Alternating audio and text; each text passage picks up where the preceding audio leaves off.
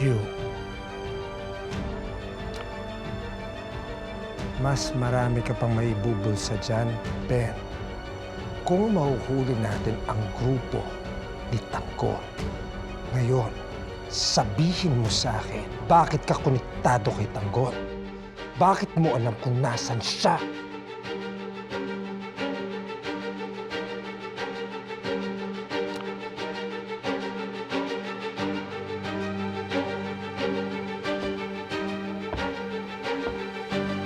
O, Tanggol, ano gagawin natin ngayon?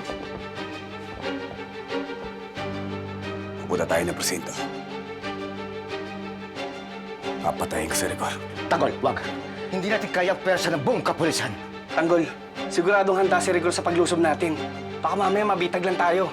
Wala akong pakialam!